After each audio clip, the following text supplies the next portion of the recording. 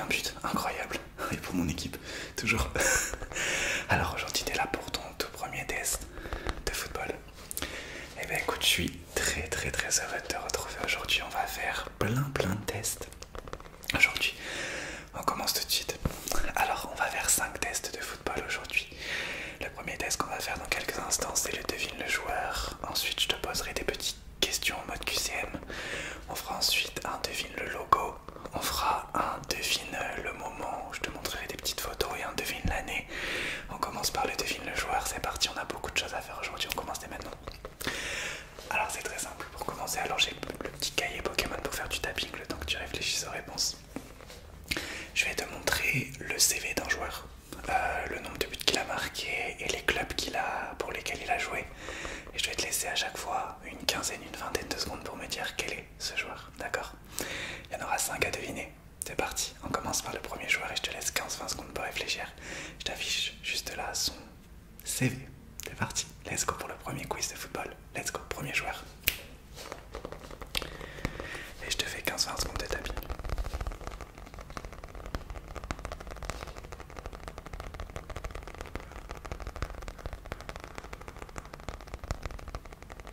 Alors, une idée?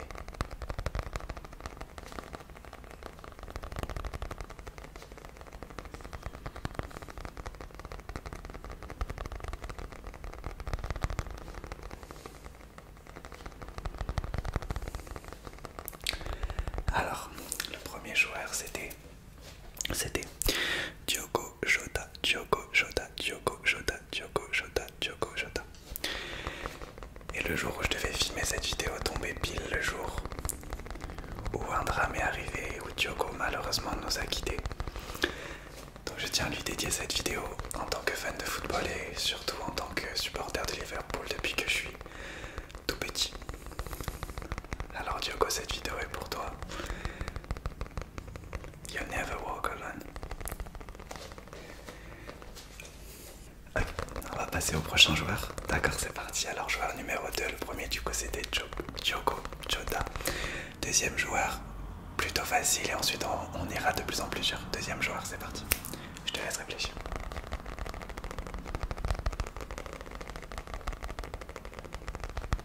Celui-ci est plutôt facile.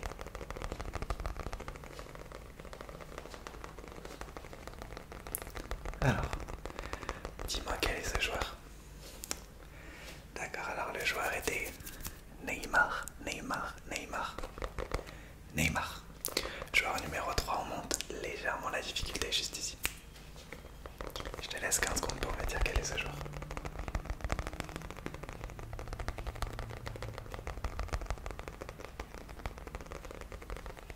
Est-ce que tu as une idée?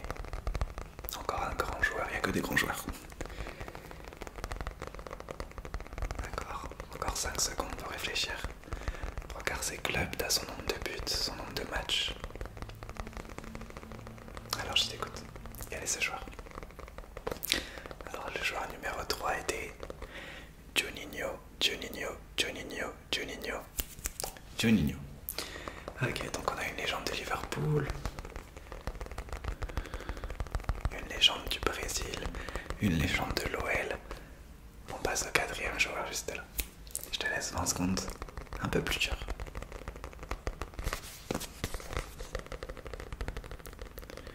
Et peut-être que à chaque jeu, le temps que tu me donneras ta réponse, je changerai d'objet pour faire du tapping. On commence avec le petit calepin. Alors 5 secondes pour me dire quel est ce joueur. 3 secondes. Je t'écoute, quel est ce joueur? Alors ce joueur est Djibril Cissé. Et on passe au dernier joueur le plus difficile pour aujourd'hui. Ensuite on passera au prochain jeu. On a plein de jeux de foot à faire aujourd'hui. Allez, pour celui-ci je te laisse 20 secondes. Réfléchis bien, regarde bien les clubs d'un joueur qui a joué en France.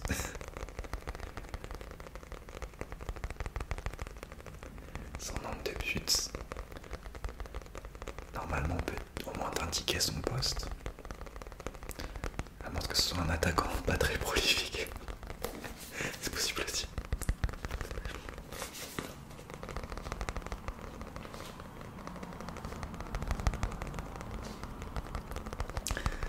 Alors, les derniers joueurs à deviner étaient, et on va faire du tapping sur autre chose après. Christophe Jallet, Christophe Jallet, Christophe Jallet. Alors, c'était la fin de ce premier test, mais n'hésite pas à me dire ce que tu as pensé parce que chaque test, c'est les premières fois qu'on va les faire. Donc, on va faire tout de suite un QCM. Je vais tout simplement te poser 6 questions de culture générale footballistique, des faciles, des difficiles. Je vais d'abord te poser la question, tu vas me donner une réponse et ensuite je te donnerai 4 propositions. Le but, c'est que tu me donnes la réponse sans les propositions et puis si tu n'y arrives pas, je te donnerai les propositions, d'accord? Alors c'est parti. Mais non, je pense que je vais te donner direct les propositions. Et cette fois-ci, on fera du tapping avec les gobelets. Alors question numéro 1, écoute bien. Quelle nation a gagné le plus de Coupes d'Europe? Quelle nation a gagné le plus d'euros? Quelle nation a gagné le plus d'euros? Est-ce que c'est l'Espagne, l'Allemagne, la France ou l'URSS? Je répète ma question, quelle nation a remporté le plus de Coupes d'Europe? Espagne, Allemagne, France ou URSS? Je te laisse 10 secondes pour me dire ta réponse. Un plaisir de faire ce tout premier quiz de football, j'espère que tu apprécieras. Et que si tu apprécies vraiment, on pourra en faire plein. Du coup, il y en a à l'infini des possibilités. Alors, quelle est ta réponse? T'es sûr de toi? Alors, la nation qui a remporté le plus de Coupes d'Europe, c'est l'Espagne avec 4. L'Espagne avec 4. L'Espagne a battu le record de l'Allemagne à la dernière Coupe d'Europe. Question numéro 2. Quelle nation a remporté la toute première Coupe du Monde? Quelle nation a remporté la toute première Coupe du Monde? Est-ce que c'est le Brésil, l'Argentine, l'Allemagne ou l'Uruguay? Quelle nation a remporté la toute première Coupe du Monde? Brésil, Argentine, Allemagne ou l'Uruguay? Je te laisse encore 10 secondes. Allez, de ce côté.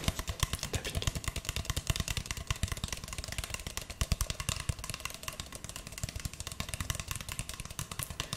Je t'écoute.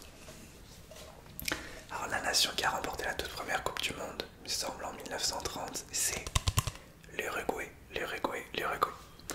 Ok, prochaine question. On va parler d'un club historique.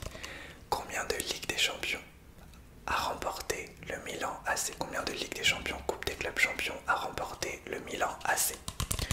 Est-ce que c'est 4, 6, 7 ou 9? 4, 6, 7 ou 9. Combien de Ligue des Champions a le Milan AC? Je t'écoute. Je te laisse 10 secondes. Allez, je te laisse 10 secondes de ce côté cette fois-ci.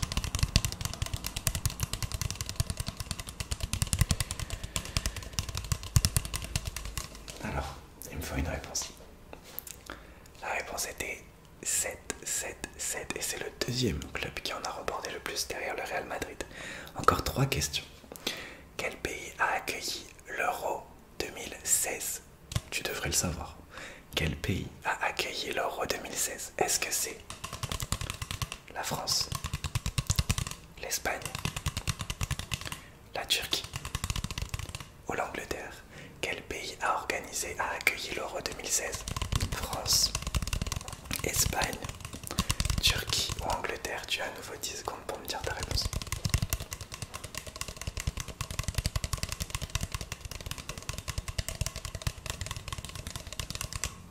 Je t'écoute. Alors c'était évidemment la France. J'espère que tu te rappelles, c'était la France. C'est quand même un gros événement.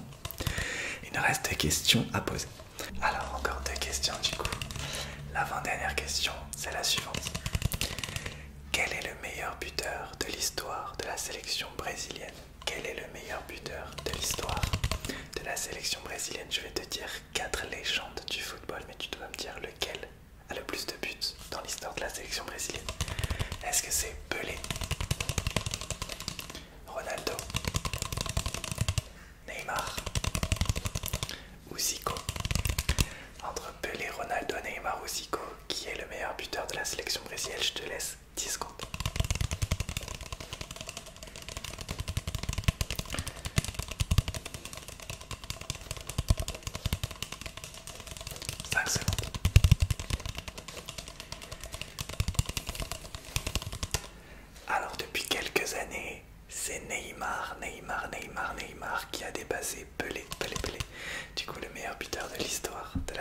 brésilienne, c'est Neymar.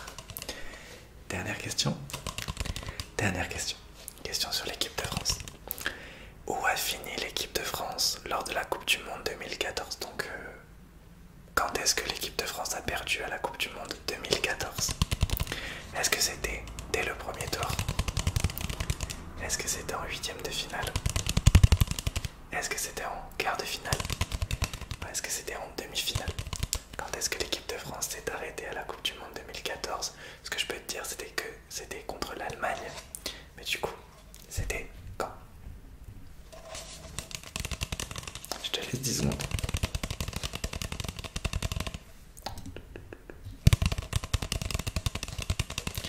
Et juste après, le prochain jeu, ce sera devine le logo. On va avoir des connaissances en termes de logos sur les clubs français.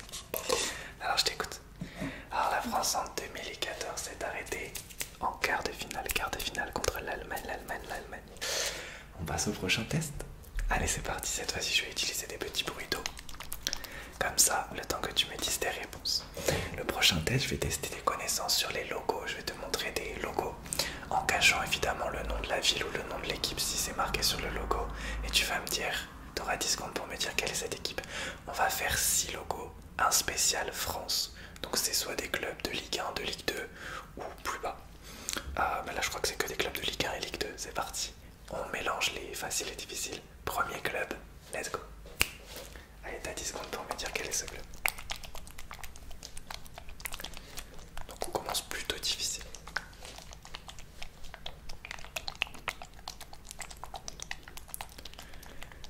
Alors, je t'écoute. Alors le premier logo était le logo de l'US Concarneau. L'US Concarneau. L'US Concarneau. Deuxième club, juste là. Je te laisse 10 secondes.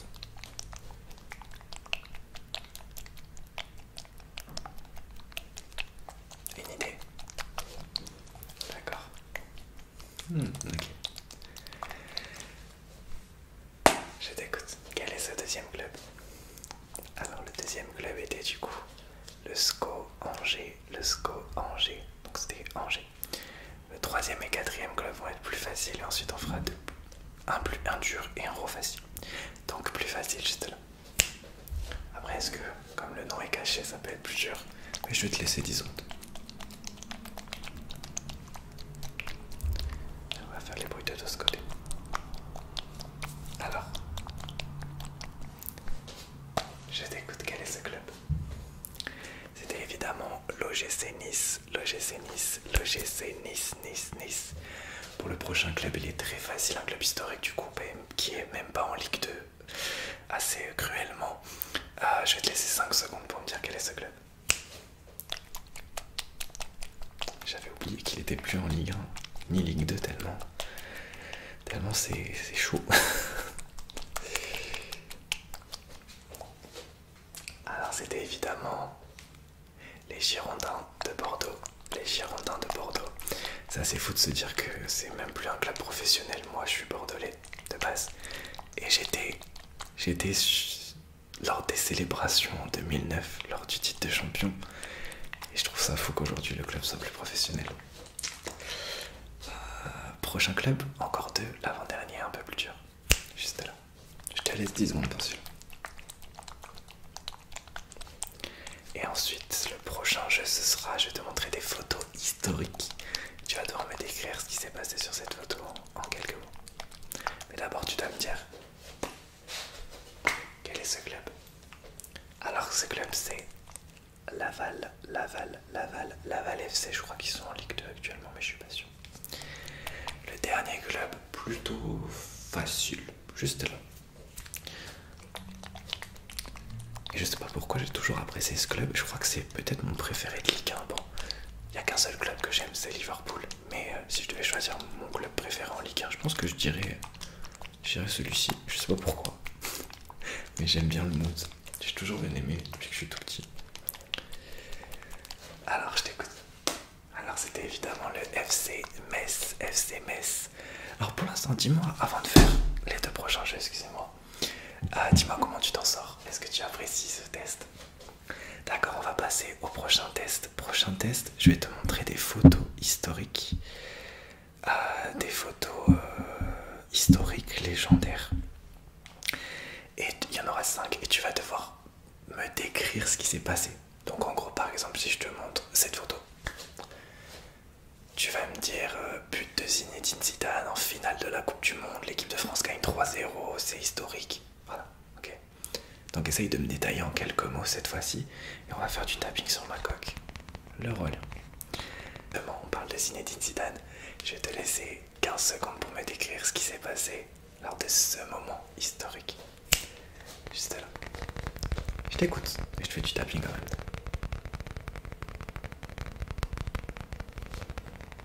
D'accord. Tous les moments que je vais te montrer, t'es censé les connaître, même si potentiellement tu n'étais pas né.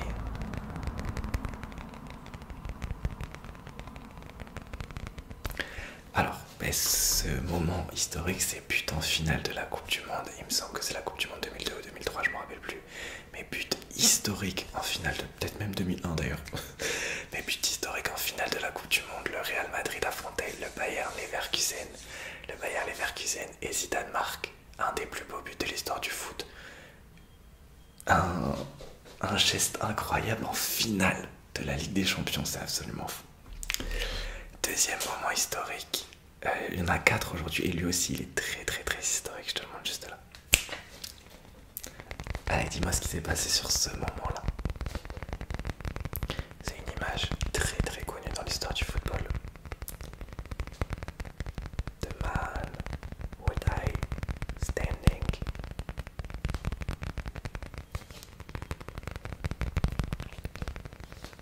Tu reconnais à ce moment ce qui s'est passé? Alors c'était la finale de la Coupe du Monde 1994, Italie vs Brésil, ça s'est terminé au tir au but. Et une des stars de l'équipe de l'Italie, Roberto Baggio, qui rate le penalty de la fin. Et son penalty raté fait perdre l'Italie. Et du coup cette image est restée parce qu'il est resté quelques secondes debout comme ça, pendant que les Brésiliens étaient en train de célébrer. Une des images les plus marquantes de l'histoire du foot. On passe au prochain avec un de mes joueurs préférés all time, peut-être même mon préféré all time juste là.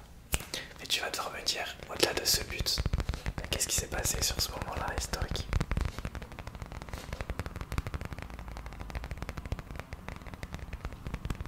Il s'est passé quelque chose d'assez rare qui est arrivé peut-être 5, 10 fois et encore dans l'histoire de ces deux clubs. Alors c'est Ronaldinho qui a reçu une standing ovation de la part des supporters du Real Madrid de Santiago Bernabéu. Lors de ce match, Ronaldinho va marquer des buts, mais aussi faire des gestes extraordinaires. Et à sa sortie, ou après un de ses buts, il va recevoir une standing ovation de la part de tout le stade du Real Madrid, ce qui est très rare entre ces deux clubs historiques. Et enfin le dernier, mon préféré, je te le montre juste là.